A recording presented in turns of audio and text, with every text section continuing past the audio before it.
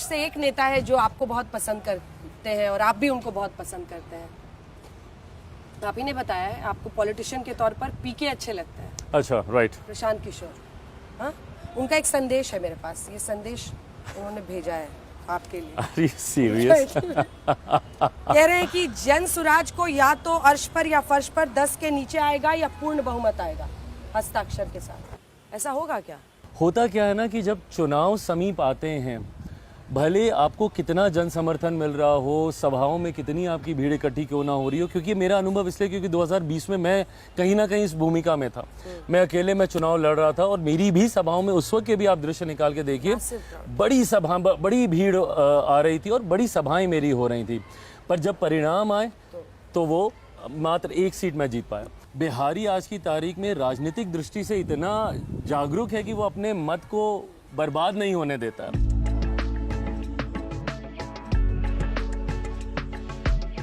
BJP के पास इतने साल बाद भी कोई नहीं है जिसको वो सीएम बनाए। सबका साथ, सबका विकास, सबका प्रयास के रास्ता पर चल रहे हैं हम लोग। विश्व की सबसे अमीर पार्टी है भाजपा, सबसे बड़ी पार्टी है भाजपा, और बीजेपी में कोई चेहरा नहीं है। वही लोग हैं जो 20 साल से मंत्री रहे हैं या प्रदेश के अध्यक्ष रहे हैं, वही लोग हैं, और तो कोई है ही नहीं। बीजेपी जो कहती है हम सबसे बड़ी पार्टी बन गए हैं, अब विश्व में सबसे बड़ी पार्टी, वो बिहार में सम्राट चौधरी को आपका तो अपना एक रुतबा हो गया है, बार बार आप डेप्यूटी बनते हैं, सब कह रहे हैं आप फेवरेट हैं एकदम सेंटर के, आप कोई प्रोजेक्ट कर दें। नहीं, हमको अंजना जी कोई हड़बड़ी नहीं है। बिहार में नीतीश हैं, नीतीश कुमार के ही नेतृत्व में काम करना है। क्यों? और इसमें क्या है, पार्टी का एजेंडा है हमारा। हमें कई लोग मिलते हैं जो कहते हैं बीजेपी वाले हम एनडीए के साथ हैं। नीतीश कुमार जब बिहार के साथ अनजस्टिस करने लगेंगे, जरूर मैं आपके सामने आऊंगा।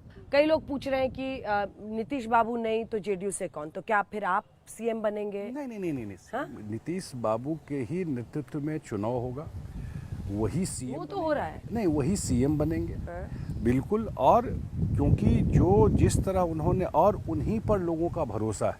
कितनी सीटें आती हुई दिख रही हैं आपको? Okay, so 225 plus because this is 225 plus, इसमें से 30 सीटें आप लड़ रहे हैं। Am I? मैं पूछ रही हूँ आपसे सीट शेयरिंग पे क्या हुआ है? 30 चाहिए? नहीं, बिल्कुल नहीं। क्यों? कितना? 40? मैं अपने आप को कम पे क्यों बांधूं? हाँ गठबंधन में भाई मैं भी तो नमक का काम कर ही रहा हूँ ना। हाँ। और बिना नमक के कोई दाल कोई सब्जी आपको स्वाद नहीं दे सकती। क्या चल रहा है मामला? मतलब देखिए, लोकसभा चुनाव में तो आप लोग एक सीट, मतलब छोटे भाई में एक सीट से ही सही, छोटे भाई की भूमिका में आ गए थे और वो एक सीट ज्यादा आपसे बीजेपी लड़ी थी। विधानसभा में क्या होगा? क्योंकि देखिए सर, ये एक सच्चाई है कि 2010 मुझे लगता है कि आप लोगों का पीक था, उसके बाद से जेडीयू की सीटें घट रही हैं, है ना? तो फिर क्या होगा? सीट शेयरिंग का रेशियो क्या होगा? नहीं, अभी नंबर तो मैं नहीं कह सकता हूँ, लेकिन इतना मैं जरूर कह सकता हूँ कि बड़ा लंबा एसोसिएशन हम लोगों का रहा है। और जब चर्चा करने, अभी चर्चा भी नहीं शुरू हुई, जब चर्चा करने बैठेंगे तो ये रिजॉल्व हो जाएगा। बड़ा भाई कौन रहेगा? नहीं, बड़ा छोटा कोई नहीं रहेगा। चिराग पासवान वगैरह सब? नहीं, हाँ, बिल्कुल कोई दिक्कत, कोई इशू नहीं। कोई इशू नहीं होगा? नहीं। अंजना जी, ये मामूली बात है। एक सांसद वाली पार्टी को 5 सीटें दे दी गई हो चुनाव लड़ने के लिए। मैं भी उनके विश्वास पे खरा उतरा, मैंने भी 5 की 5 सीटें उनको जीत कर दी। बट ये विश्वास भी होना कि भाई सिंगल सांसद वाली पार्टी 5 प्रत्याशियों को जिता के ला सकती है। 5 से 50 इस बार 225 इस बार एनडीए, ये मेरा विश्वास है। जैसे पीके जी ने लिख के दिया वैसे ही मैं बोल रहा हूँ कि 225 plus. So this is a winning combination, it is a winning alliance. देखिए, हम लोग सरकार बनाने जा रहे हैं, ये स्पष्ट है, और कंफर्टेबली हम लोग जो है सरकार बनाएंगे। इसलिए लोग अभी टेंशन में हैं, और जब हार का डर होता है तो जितने कॉन्स्टिट्यूशनल इंस्टीट्यूशन हैं उनको आगे कर दिया जाता है, जैसे अभी इलेक्शन कमीशन को किया जा रहा है।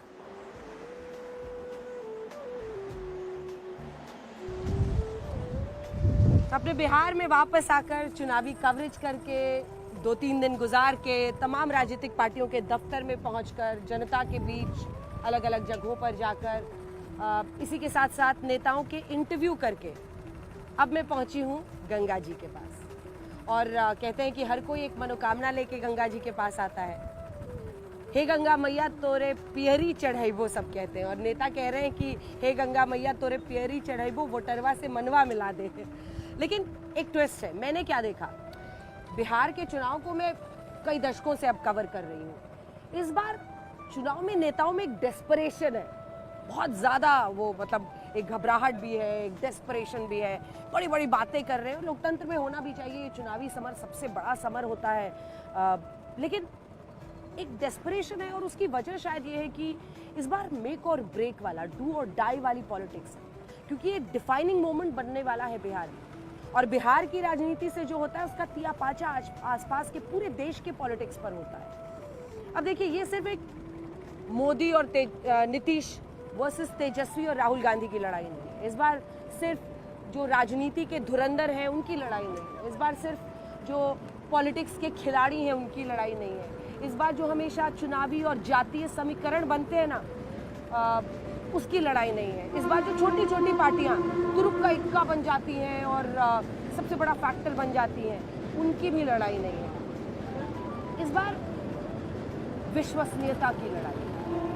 इस बार उंगली सीधे सीधे चुनाव के कोतवाल पर उठा है, यानी इलेक्शन कमीशन पर उठा है। और बाहर की बात होती है ना बिहार में, कि बिहार में बहारे अब जनता तय करेगी कि बयार किस तरफ बहने वाली है। इसी के साथ पटना से बिहार के चुनाव पर हमारी इस विशेष पेशकश में इतना ही, लेकिन देश दुनिया की बाकी खबरों के लिए आप देखते रहिए।